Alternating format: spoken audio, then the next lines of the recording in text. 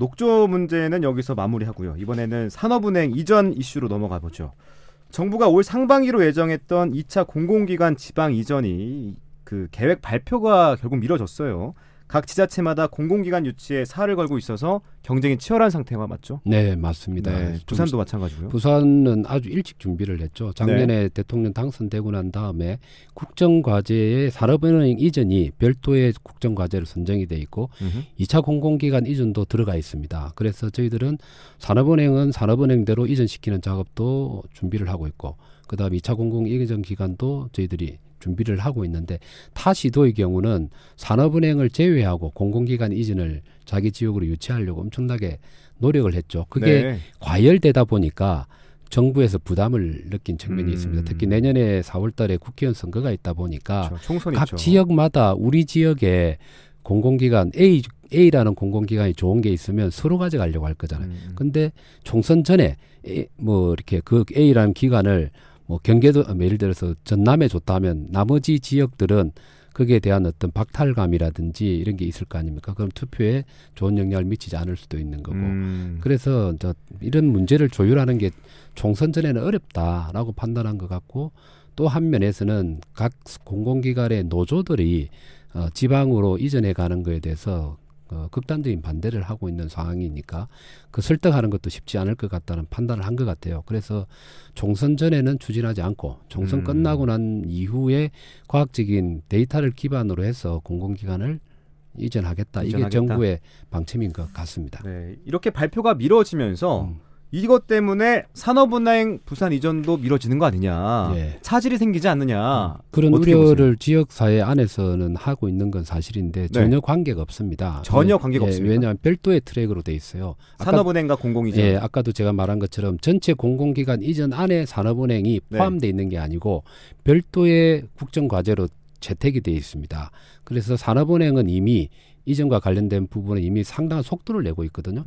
지난번에도 우리가 한번 요 방송에서 다뤘습니다만 입법적인 조치를 제외하고 행정적인 조치에 있어서는 이전 공공기관으로 지정되어서 고시가 올해 5월 3일 날 되었습니다. 정부 차원에서는 이미 이전하겠다라는 걸 이제 선언을 한 거죠. 그리고 행정적인 준비가 다 그 스크럼을 짜게 된 꼴이고 그래서 지금은 이전 고시되고 고시가 되고 난 이후에 지금은 그 이전과 관련된 계획을 승인을 또 정부가 해야 되는데 그 승인을 위해서 산업은행이 안을 만들어 가지고 금융위원회에도 올려야 되는데 지금 산업은행이 그것을 만들고 있는 중입니다. 그래서 가까운 시일 안에 발표가 될 가능성이 높거든요. 그래서 2차 공공기관 이전하고는 상관없이 지금 진행이 아주 빠른 속도로 진행이 되고 있기 때문에 그렇게 불안해할 필요는 없다고 생각을 합니다. 네, 진행이 빠른 속도로 되고 있다라고 말씀해 주셨는데 그럼 이 산업은행을 100% 부산으로 이전할 수 있느냐? 뭐 산업은행 핵심 부분은 서울에 잔류하고 부분적으로 오는 거 아니냐라는 걱정의 목소리도 있던데요.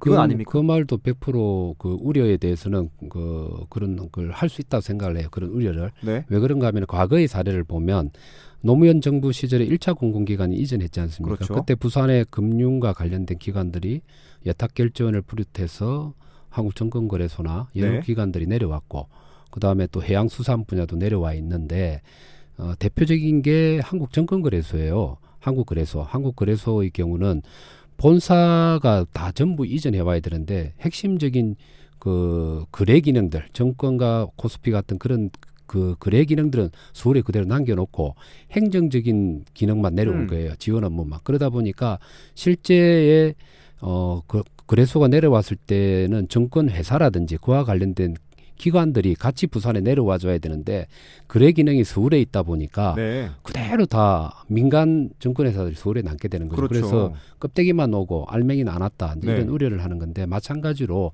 산업은행 이전도 알맹이는 서울에 남겨놓고 껍데기만 오는 거 아니냐 이런 우려를 지금 하고 있는 거는 사실이고 그런데 저희가 뭐 저도 내일이 되면 뭐 가까운 시일 내에 산업은행의 수석 부행장하고도 만나지만 하여튼 물밑에서는 저희들 부산시의 입장은 모든 기관의 100% 이전이라는 걸 강하게 강조를 하고 있는 상황이란 말씀을 일단 드리고 지금 규모에 대해서는 금융위원회에도 100% 이전에 대한 원칙을 갖고 있으니까 최종적인 결과는 좀 더 지켜봐야 된다 말씀을 드릴 수 있습니다. 이 산은법 개정에 대해서도 말이 많더라고요. 예. 이게 남은 과제들 중에 이게 하나인데 산업은행이 이전 계획안을 작성해서 금융위에 제출을 해야 하고 또 산은법 개정도 남아 있는데 산은법 개정은 부산 이전 핵심 요소 중에 하나잖아요.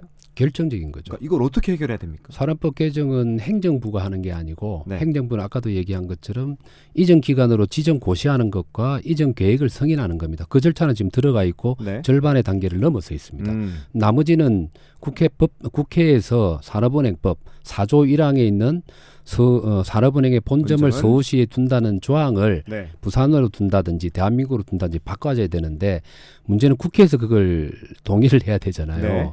근데 국회에서 다수당인 지금 민주당이죠. 민주당이 지금 아직은 찬성을 해주지 않고 있기 때문에 그것을 어떻게 설득하는가가 과제이고 국민의힘은 이미 찬성을 했습니다. 네. 단적으로 지난주 목요일 날 국민의힘 원내대표를 주축으로 한 지도부와 부산시와 경남도가 함께 내년도 예산 정책 협의회를 국비 확보를 위한 예산 정책 협의회를 했는데 그 자리에서 국민의힘 지도부는 산업은행이 원활하게 부산으로 이전할 수 있도록 국회에서 법 개정에 적극적으로 노력하겠다는 말을 공식적으로 지도부가 했고 민주당의 협조가 중요하기 때문에 이번 주 금요일에 우리 부산시가 민주당의 부산시당하고 함께 예산 정책 협의회를 합니다. 네. 그러니까 민주당 부산 지역 국회의원들이 참여를 하겠죠. 네. 그 자리에서 또 저희들이 민주당 차원의 지도부의 협조를 요청하는 내용을 건의를 할 예정입니다. 알겠습니다. 이 산업법 개정까지 쭉 한번 지켜보면서 차후 결과를 보도록 하고요. 이번에는 롯데타워 문제 이슈로 넘어가 봅니다. 부산 롯데타워가 착공에 들어갔습니다. 롯데가 옛 시청 부지를 매입한 지 27년 만인데 그동안의 과정 좀 간단하게 소개해 주시죠. 네, 원래 애초에 옛날에 그 부산시청이 있던 자리죠. 강북동에. 네. 그 자리에 롯데가 이렇게 타워를 만들겠다는 계획을 제출했던 시기가 2000년도입니다. 그래서 2000년 11월 11일자에 부산시가 공식적으로 건축 허가를 내어줬어요. 그때는 규모가 107층입니다. 107층에 롯데타워가 있고 그다음에 옆으로는 백화점이 있었는데 백화점은 이후에 공사가 진행이 되어서 실질적인 사용이 된 건 2009년부터 시작되었는데 네. 롯데타워만큼은 지금 20년 넘게 쭉 끌어왔던 건데 이번에 결착을 보게 된 것이라고 말씀을 드릴 수 있고 그 왜 시간을 끌어왔느냐에 있어서는 롯데의 생각과 우리 부산시의 생각이 많이 달랐습니다. 롯데에서는 어떤 생각을 가지고 있었는가 하면 최초에 건축 허가를 받을 때는 호텔이라든지 그리고 콘도와 같은 숙박시설하고 업무시설의 주축이었습니다. 근데 건축 허가를 받고 난 이후에 자꾸 변경 허가를 요구를 했는데 그 내용이 뭔가 하면은 아파트와 같은 주거용을 요청을 하는 겁니다. 근데 아시다시피 그렇게 되면은 특혜가 되게 되죠. 시민단체도 반대하고 일반적인 시민들도 대부분 반대가 높았기 때문에 네. 우리 부산시 입장에서는 그걸 허용하기가 어려웠어요. 그러다 보니까 계속 이렇게 연기가 되어 오다가 박형주 시장님이 들어오고 난 다음에 롯데 측하고 이제 협상을 제대로 해낸 거죠. 그래서 올해 6월 달에 공식적으로 그 협약을 맺고서 107정 규모가 이제 규모는 좀 줄어듭니다만 조금 67정으로 설계 변경이 이루어져 가지고 올해 8월부터 착공에 들어가서 네. 이렇게 시행이 된다 이렇게 보시면 될 것 같습니다. 네, 규모가 이 107층에서 67층으로 줄어들었는데 네. 이 변경된 사항과 또 들어서게 될 내부 시설도 함께 소개해 주시죠. 예. 일단 뭐 그전에는 아까도 말씀드린 것처럼 주거 공간을 넣으려고 했던 게 롯데 측의 의도였는데 일단 그거는 받아들이지 않았고 지금 수용된 내용들을 보면 고층부가 있고 중층부가 있고 그리고 저층부 이렇게 세 개 층부로 나눠져 있습니다.